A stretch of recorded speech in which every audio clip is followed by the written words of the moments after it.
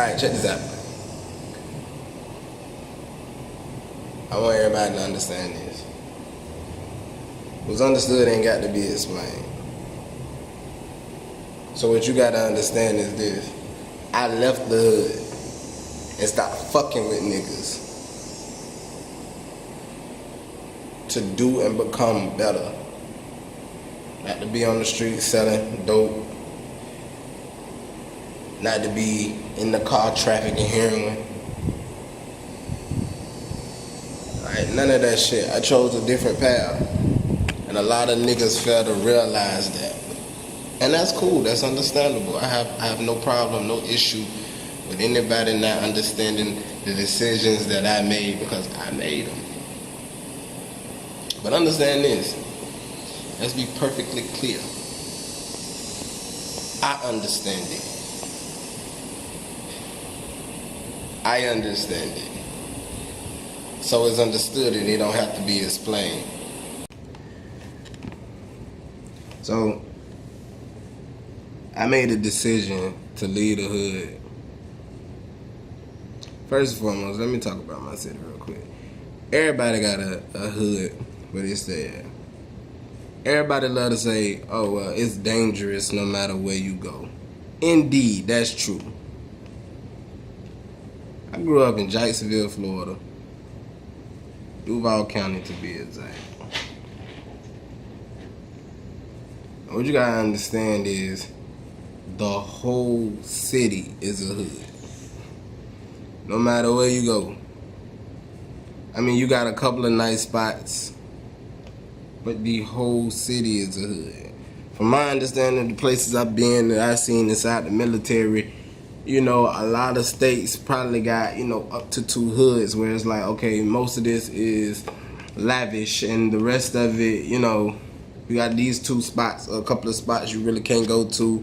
You can't walk down these streets and stuff like that if you're not known to be there, and etc., etc. But my thing about it is, nigga, everywhere you go in Jacksonville, it's a hood, dog. From 103rd to Lackawanna to Moncrief to Murder, and them motherfuckers right by each other, to East Side. From what I've heard now, the South Side has became the hood too, and the South Side used to be the white side. You know what I'm saying? You got Patson there, you got PYC, you got all these different hoods. You know, West Jites, you know, there's so many, man. If you from Jacksonville, you know what I'm saying, and I missed your hood, you know, please don't be offended. Just understand, a nigga just missed your hood. But anyway, you know what I'm saying? In my city, you gotta understand, a lot of niggas say if you make it to C25, you know, you got a chance. The odds has changed where I'm from, dog. We are murder capital, Florida. Number one. You gotta be happy to make it to C16 where I'm from. When you hit 16, now you gotta make it to 21. And hopefully you'll see 25. You know what I'm saying? I've had and heard stories of niggas making it out of there, coming back to visit and get murdered. You know what I'm saying? I've heard and had stories of niggas that left there, came back, and got set up, get robbed, and murdered. And you gotta understand, not everybody choose the gangster way. Not everybody choose the gangster way. And I can't say I'm happy I did not choose the gangster way. I can't tell you that. So, I grew up in PYC, but I was damn near raised in Moncrief.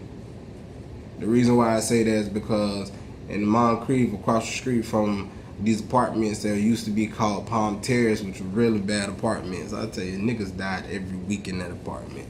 Whether it was drug dealer or a motherfucking facer. Every week somebody died in that motherfucking apartment when I was there. And across the street from these apartments was a center my mama used to work at called Clenzel T. Brown. Connected to the center was a big ass park and a swimming pool. So every day after school, I would have to go to work with her. That's when I met a lot of people. Now, by then, you gotta understand, I grew up with a lot of people from both hoods. You did what I'm saying? So I was okay to be in this hood and that hood at the same time. Or, you know, by myself, because people knew me from PYC, where I grew up at. And then also people knew me from Moncrief, where I grew up at. So every day after school, I go there with my mama. You know, from going there with my mama, come back home to PYC. You get what I'm saying? Back then, when I was growing up, I grew up with Tony B, Title Man, Jay, a lot of young and older niggas now. You dig what I'm saying? But at the time, you gotta understand, it was still dangerous around that bitch. They were dangerous. Throughout the time of growing up, I became very disparate, an introvert. And I used to feel like I was an outcast. Now, let's not get that shit twisted. I wasn't no lame, you know what I'm saying? But I always thought to myself and kept to myself a lot. You know what I'm saying? When it came to different hoods and different situations, you know, shit, I was cool, you know. The girls loved me, so, you know what I'm saying? When I got my first red Hyundai, it was a Hyundai Accent. That bitch was all red. I was going to Lee High School at the time. Man, I used to have so much fun. I got some memories in that motherfucking car. I remember one time, a nigga I ain't even fucking get along with. Like, I really didn't even like the nigga. I really didn't. But I was dating his sister. Shout out to Leah. I was playing football. She was the cheerleader. I met Leah, and I was like, hey, I think I had grabbed, and I was like, come here, let me holler at you. And we started liking each other, making a laugh. Y'all know I'm stupid and goofy. Making a laugh, we started going together, but you know how at this time I was playing JV, which is junior varsity. Her brother played varsity, so, you know, at that time, you know, I was known to have, you know, different women. And when I talked to him, he was like, they put me in the varsity room. So I'm like, what the fuck going on here? And then, the way they did this shit, bro, you would have thought this shit was a mob movie. And like, I was supposed to be scared or some shit like that.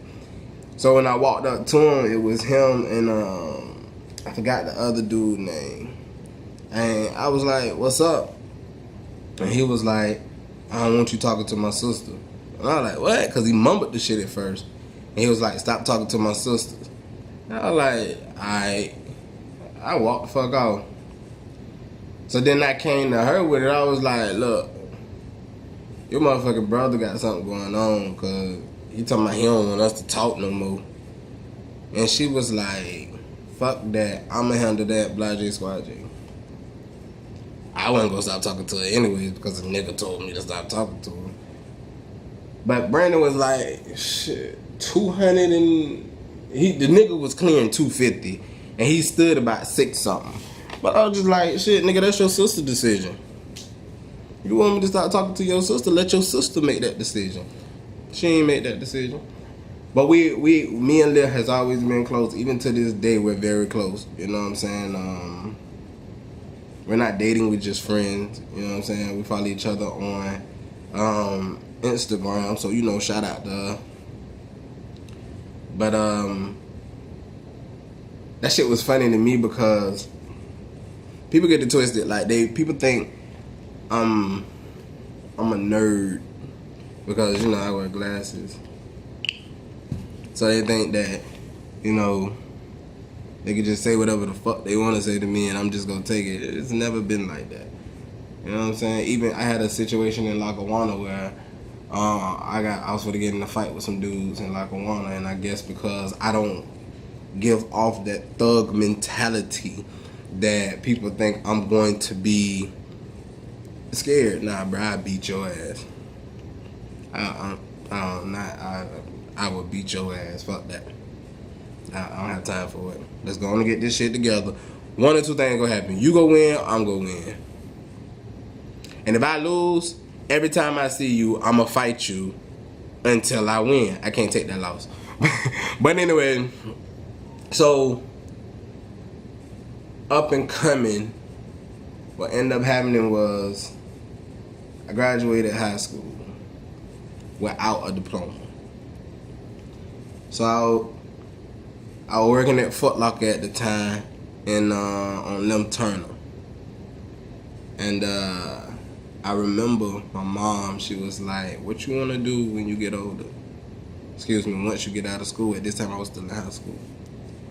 She was like, what you want to do? And I was like, I want to go to college. At this time, they had just bought a house. Like, they had just bought a brand new house out there in, it's out there by that fucking flea market by the airport. So, I'll think about it later. So,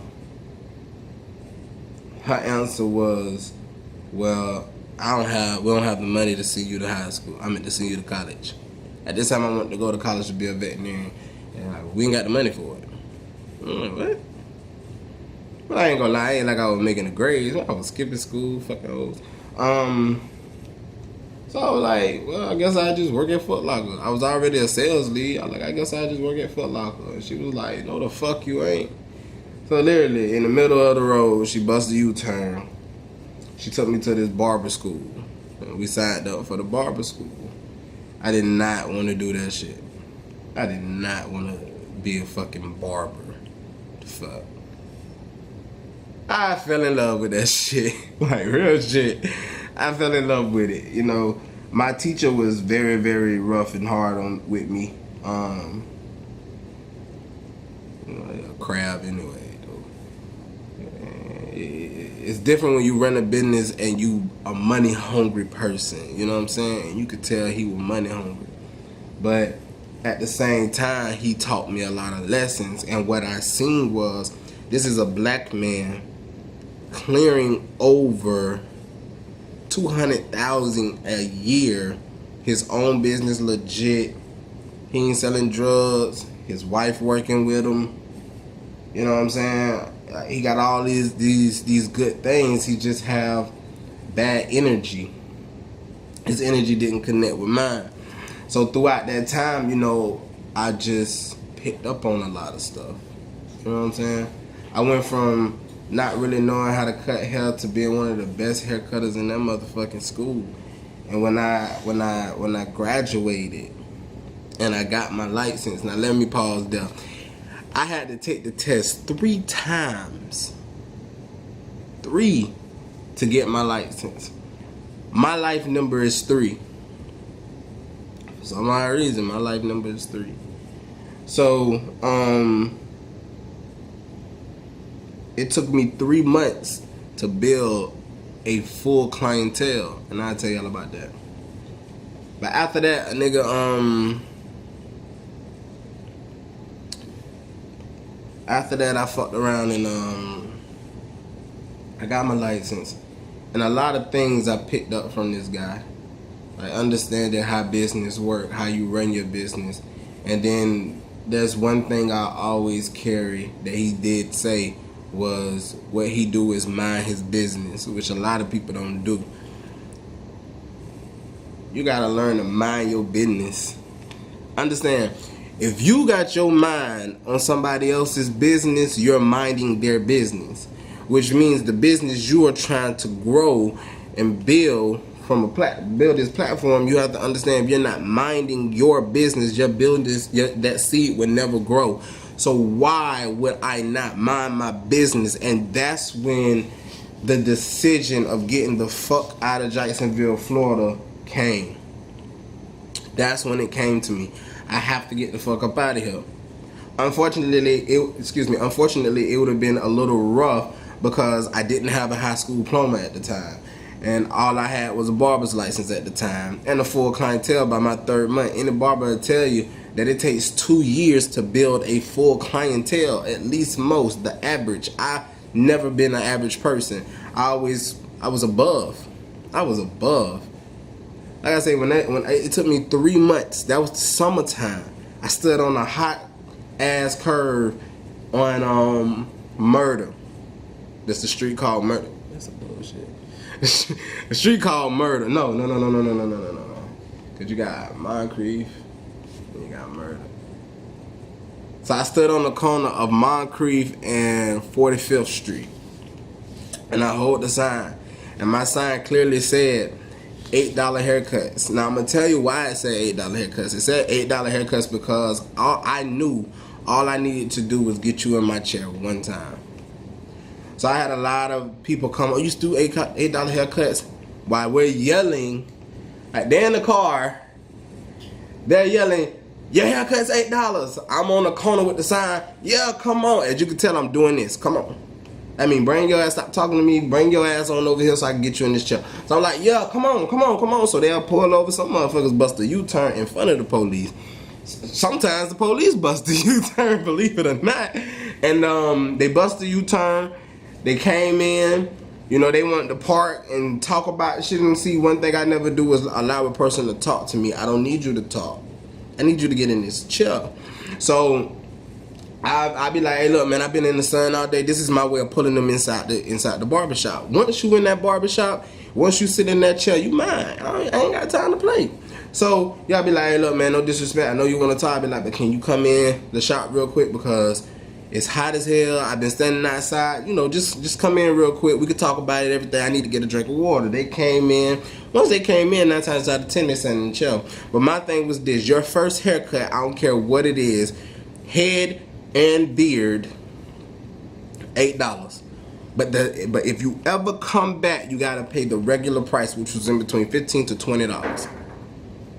Every person came back, no matter what it was. Every person came back. So it took me that time. Throughout that time, after I started, I got up to the point where I was making almost $1,000 a week. But I wasn't mature. Remember, I was like 18, 19 years old. So at the time, I'm just building. I'm building clientele. I'm going out to the club on a Friday, blowing $500. At this time, I was going on Plush. There was a club called Plush. Niggas died every week in that motherfucker just about. And this shit was so long ago. I forgot the other clubs. But, you know, I go to different clubs like that. So I was blowing $400-$500 in the club. I'm like, man, what the fuck am I doing? Not minding my business. So now it was like, okay, what's next on your agenda because you fell off? The next thing on my agenda was to get my barber's license. I mean, not to get my high school diploma. Well, I wanted to go into the military. I can't get in the military if you don't have a GED or high school diploma. So I went back. I took the test, failed it. Went back, took the test again, failed it. Went back and took the test a third time, passed it. I was so excited. The only thing about it was I was waiting to get the scores back from my ACT scores. What ended up happening was I blew math out the water. Math was nothing. It was the reading and comprehension part.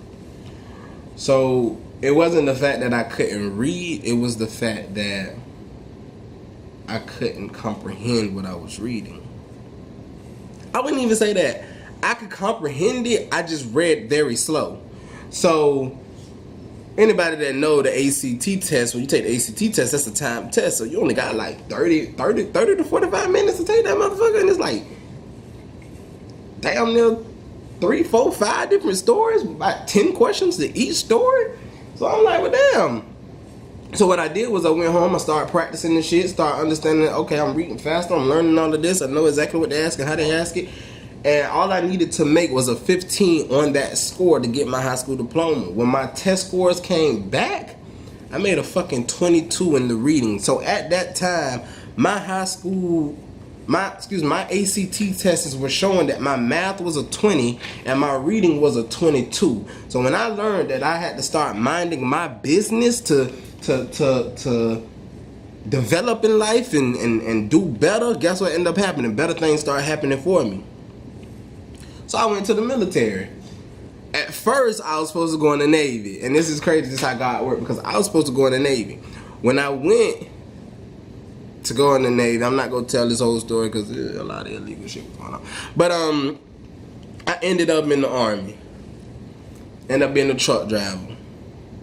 I ended up meeting some great people in basic training, man. My main man, Martinez. I was on the top bump. My boy was on the bottom bump. That was my main dude, you know what I'm saying? And basic, when we got the AIT, they split us. No, me and him was still together. But shit got rocky with me and him when we found out we was going to 2 different duty stations. Then that's when my boy Lynch came along in my life, and that went, and he ended up being like my best friend. Lynch is dead, R.I.P. rest of dead. I love you, big dog. And he died right after our deployment. But anyway, and Lynch brought a lot of common sense in my life. Like, I used to just do shit because people wanted me to do shit. I didn't know how to say no. That's how I got in a lot of trouble in the hood, too. Like, I didn't want to do that shit, but I did it because everybody else wanted to do the shit. Now, I'd be like, bro, I'm not doing that stupid ass shit. Which is good now because when people do background checks and shit on me, half the shit that I did, if I would have got caught for, I wouldn't be able to do half the shit that I'm doing now. Anyway, we gonna finish this shit off later. This is not gonna be a short video because what you gotta understand is I done struggled. I done went through hard times. I done damn near almost been poor. I done damn near lost every fucking thing. That's poor. But what you gotta understand is I bounced the fuck back. I bounced the fuck back. You know what I'm saying? When people didn't want me to leave the motherfucking hood and they wanted me to stay in the hood, and I said, nah, I got to go. And I started, and a lot of people did whatever the fuck they could to not help me leave. You know what I'm saying? I left, and I'm doing way better. And you got to get that story. You gonna get that story. So I think I'm gonna call this one the road to riches. Hell yeah.